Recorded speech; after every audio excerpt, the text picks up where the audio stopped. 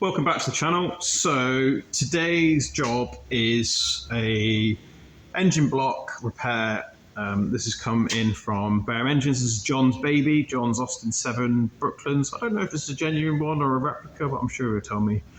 Either way, anyway, it's cool, it's old, it's broken. I think he had a whoopsie with it, so we will look at what is broken on it and go through what the process is going to be, try and get it fixed. It is nigh on 100-year-old cast aluminium, so a little bit of work to do on that. It is what I call unobtainium, so there's not many left. So it's got to be done right. Let's have a little look. So we've got three bits of goodies. We've got the actual engine itself. I've taped up all the orifices just to try and, because we are going to get dusty, try and keep the insides from getting full of dust. So we've got this bit, and the actual engine itself. So you can see there's like a threaded piece. So taking a hammer in there, and that's snapped out clean. So the cracks going all the way into the cast inlet. That should be super fun to do. And then the other one is same sort of thing. So snapped bosses on the cover there, and then on the actual engine itself, we've got this eyelet's been cracked, been snapped off, and then if you look just here, there's a crack running down there as well. I do have a couple of bits just to sort of. Now, unfortunately, when obviously I've got to V this out hugely to sort of get weld all the way down to the bottom of that. This is probably useless to me, apart from just mainly as a guide, so I can kind of work out. I can get a diameter of that hole, and I know what size it's going to be then, whereas that doesn't really give me a good diameter to go on. So yeah, we've got to do loads of grinding, grind this all out, V it all out, and try and get it back to somewhere where it's good again. Obviously these are threaded, so they will have to be re-drilled and tapped due to its age. It's probably imperial. Now I'm going to identify what the thread is and write it down before I cut all this off. But the nice thing of working with people like Barham is they are engineers themselves, so they probably have better gear for drilling that square and tapping it out than I do. I mean, I've got all the stuff, but they've probably got better equipment. This one's going to be super fun to try and I think there's a thread in there, I'm unsure. I'll have to honour it. It goes right through from the top, so the bolt head comes on here and then it goes in through there, so it's just snapped off. It's like maybe one bolt was holding it in and it like sort of bent back possibly, I'm unsure.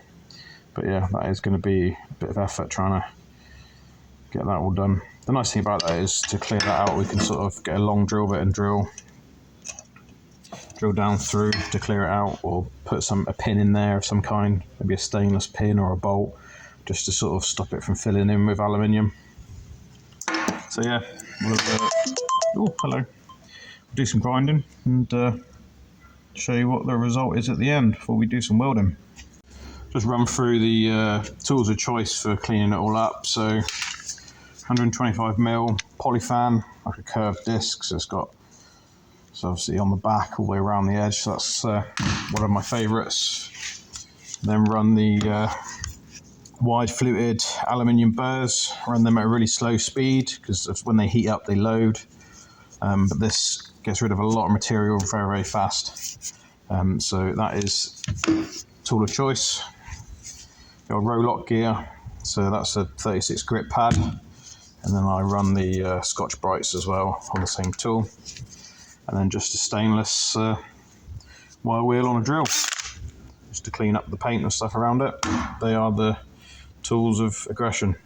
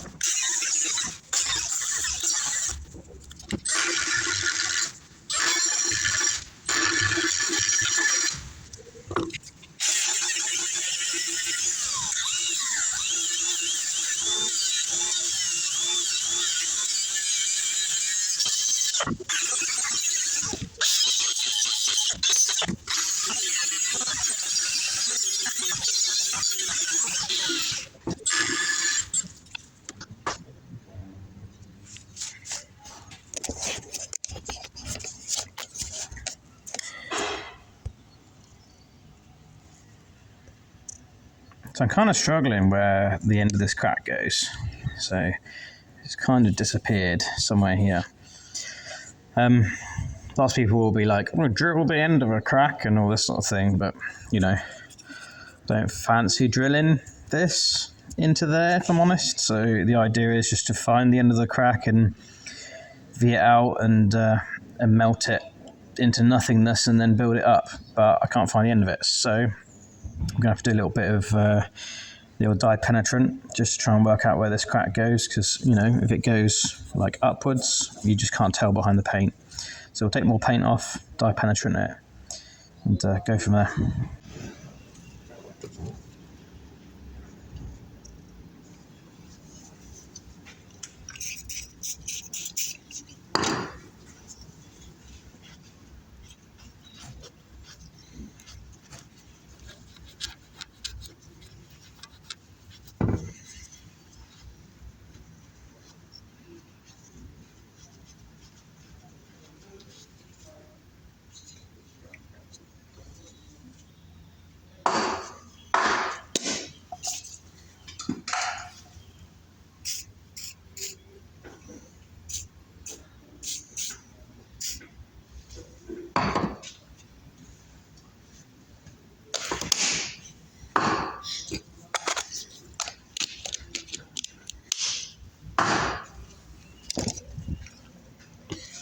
So give it a clean, let it dry, and then we've chucked some penetrant on there, so that will seep into the crack.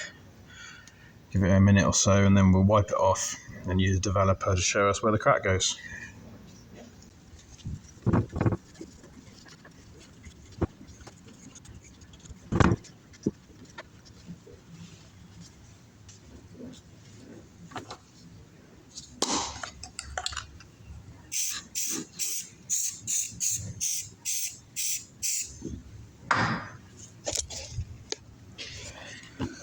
So it's like a powder that goes on wet with some sort of like, there's a word I'm looking for and it's gone. Aerosol based, like something that will evaporate off, so it just leaves a powder behind. So it kind of takes a little while once you sprayed it on, but I can tell you right now it smells divine. As it's evaporating off and I'm breathing it in, which is lovely. So we'll kind of see where you can see any little bits of where I've not cleaned see the red in the corner there, red down there, that's just where the sort of red sat. I didn't manage to get it wiped off enough with a rag. So we should start seeing a crack up here at some point. I'll come back at this in a few minutes and let it evaporate off and see what we're left with. So I left it for about 20 minutes, and this is what you get. You get loads of white, powdery goodness, and anything that had red in it, so like there's some pit in there on the aluminium and stuff. You can obviously see the crack there that I've sort of, it's very thin now where I've ground both sides of it out, if that makes sense, which is fine. As soon as I arc up on that with the TIG, it will penetrate through that, but it doesn't really go much further. Probably just touches a tiny bit in there. I'll get a poker and you can have a look, hang on. So I would say it probably comes to about here. So it's not, I was worried it would go like, do some horribleness or further down into this corner, but it's not too bad underneath. Yeah, so just a little bit further than where I've ground to. So I'll take it down out to there, make it super, super thin. So as soon as I sort of hit it with a TIG, it will penetrate through, weld both sides up, and then that crack is gone. So you can't really drill it because, we'll drill a hole in the engine, and we don't want that. Okay, so that's pretty much the prep that I'm gonna give this. You can see how thin it's got there where I've just broken through. So super, super thin. So no need to worry about not penetrating. So that's that crack. And then this part, all I've done is I've cleaned it right back, so it's sort of freshish metal. And then I'm going to have to just sort of build this up out of weld, build it round in an arc. It will take some time, just purely because I can't just sit there all day chucking heat into this. It will heat the whole side of this engine up, and that's how you end up with cracks. So it's kind of a case of do a layer, leave it, let it cool down. Just try and keep the sort of ambient temperature of the whole thing sort of as low as possible, if that makes sense. So yeah, this is probably an all-day weld, where you sort of weld it, 15 minutes later you come back to it, weld it. Really it's hour and a half, 2 hours work, but I'll have to spread it out throughout the day just to make sure I don't absolutely chuck masses of heat into this thing. Luckily, because it's sort of stuck out, it doesn't actually need that much heat to sort of get it molten and get a puddle made. Not like if it was in here, it'd be disgusting to try and get it hot enough to weld. You'd end up like heating this whole area up. Because it's sort of a protrusion rather than something that's in, it won't be too bad. And again, that's why you sort of grind this out really thin. It requires then, you know, not masses of heat to sort of penetrate. So yeah, let's do some weldering. So weld nerds, we're going to talk nerdy weldingness. So currently got a WP20. Going to pull the gas lens off, and then going to run standard collet and a number 6 parallel cup. I'll keep the medium black cap on. Tungsten is a 2.4 mil zirconiated. Yeah, the white one. I call them white ones, but yeah. And we're going to sharpen the point with the old tungsten sharpener, and we're going to have a, whatever that one says, 20 degree angle on it. And then once it's got a 20 degree point, we will blunt the point and have a flat on the end, because aluminium life. So we'll set that up now. So that's what it looks like. You can see the tungsten at the end there when it decides to focus. Come on, baby. There we go. It's a little blunt on the end. And settings wise, I'll show you the machine. You can sort of, whether you give a shit, I don't know. So we will have it on AC, and we'll turn it down. We run a foot pedal, but I like to sort of limit my maximum amps, so my foot pedal travel is from 0 to that maximum amps, not 0 to like all the way. So I've got a bit more adjustability. We don't really need much post flow on this, but there's the, we're not using pulse, we'll just go straight in and yeah, hit it. This thing does have a water cooler fitted as well. This is why you can hear that running. So we are a water cooled torch. So we'll run full amps on that tiny little torch, which is quite nice. Before we start, get my favourite smelling thing, acetone, and we'll clean it all up, and then we will begin.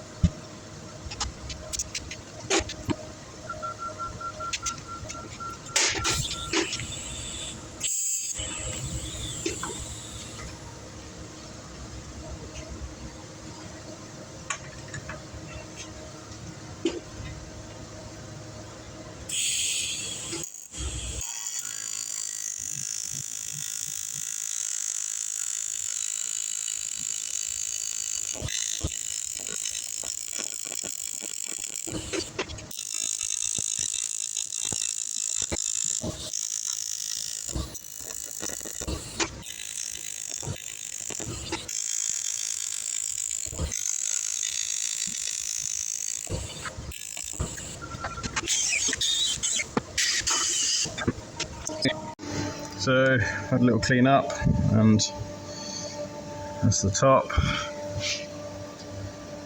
Underneath's a bit messier, but which is fully penetrated all the way through, so that's all that matters. And now I leave it for probably 20-30 minutes and then start on the end.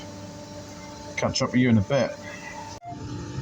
So just checking temperature now. So the highest temperature on the screen's what, 44 degrees, 43 degrees, so it's cooling down quite nicely. We're going to hit some more heat into it on the other part. It's cool enough to not worry about it now.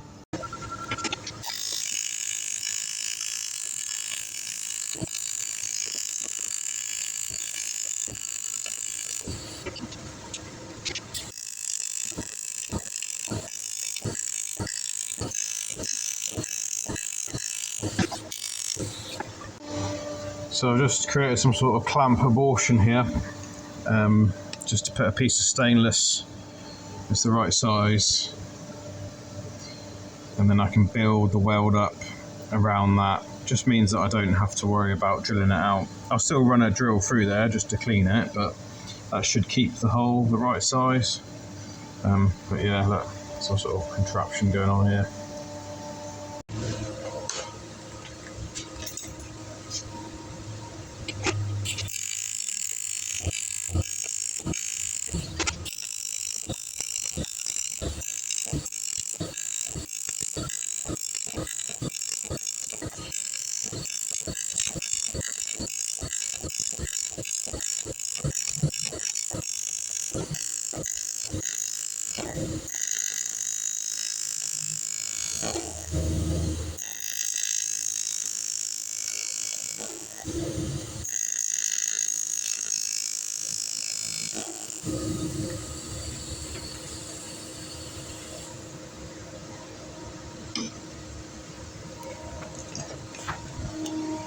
As you can see, the massively different melting points enables you to build up around that piece of stainless without melting it or joining the material together.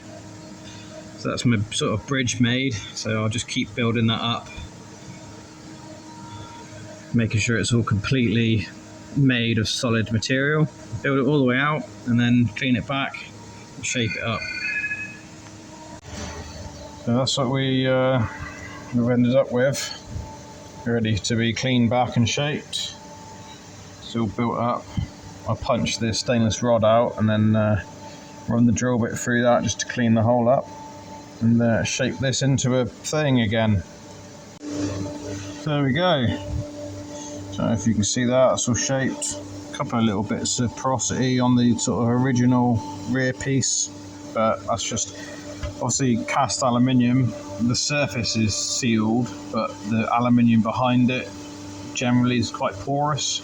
So as soon as you take the surface off by grinding, you open the porosity, and since we're not able to cast it again, you're just fighting porosity the whole time. So you can see the original piece at the back there, the porosity in it, where obviously I've sort of cleaned the surface off and it's exposed it. That'll never go away. The hole, if I was to grind a hole in here, it would be the same. It would be like Swiss cheese inside. That is the world of cast. But there we go, new lug. Hopefully that's good enough. We'll see. We'll move on to the next bit. So prep work on the other one. Look, cleaned it right out. Got a drill bit to sort of block so I'm not filling the hole up. I mean, I could fill it up. I do actually have like a long series drill bit, so I can get. Obviously, this is a normal length drill bit. The chuck will be hitting the. I'll put that in there, but you'll see. So that's about as far as you can go in the drill chuck. Well, I need a lot more than that. But I do have long series, so in theory I could just fill this up completely and then pass the drill through from the back. Probably what I'm going to do, or a bit easier rather than trying to fill underneath the stud. I'll just fill that whole thing up, shape it, and then drill it. Okay, so I can't really buff it back and blend it in because I can't get in there. I probably can with like a file and just time, and in there it's very difficult to get in. But it's shaped for this job as good as it needs to be. So I'm going to run a I'll drill up the chuff now and see if we can get a hole coming out the other end. There we go, look, drilled from the back all the way through the front. Got a nice little cool little groove in there from factory, look. And the bolt comes through. It obviously misses that other bolt hole. It's quite nicely made. There we go, another one done. So this last one is, obviously these are imperial threads in there, so I think it's a 24 TPI. I don't really work in imperial that much. I have taps and dies and all that to sort of make a thread in there, but yeah, I may leave that to John to, I'll give him something to do, and do you know what I mean? I can't just do it all and let him just meccano it together. So we'll buff the rest of the threads out, and then we'll build them into like eyelets without the hole in, and then he can, I think it's actually for this fan thing to bolt to it. So, because it's the same distance apart there. So I'm thinking if he bolts that to the block or engine or whatever part that goes on, he can then drill through these holes and pot mark, or use a center punch to center punch them in the right place and then drill them himself. And I think that's what we're going to do. So we'll clean this all up, give some weld, and then shape it to where it needs to be. So there we go, welded up, and John just needs to mark that up and drill it and tap it to the right thread, which he will thoroughly enjoy, I'm sure, and probably paint it again because I melted all the paint off, but hey, just part of the fun. If you ever wondered why they don't do all this themselves, the dust is everywhere. It is unreal. I mean, look, this is just from this engine. It gets everywhere. It's ridiculous, and I can't imagine that building engines and having this much dust around is a good environment. But yeah, so yeah, that's how we do it. It's all about repairing rather than replacing, especially on some of the old stuff, the Cosworth stuff and all that sort of thing. You just can't get them anymore. So your only real option is to repair, replace, or replace the material rather than replace the actual whole unit. But yeah, if you've come over here from the Barham Engines page, welcome. This is the mess I make every day. Subscribe and all that fun stuff, and see you next time.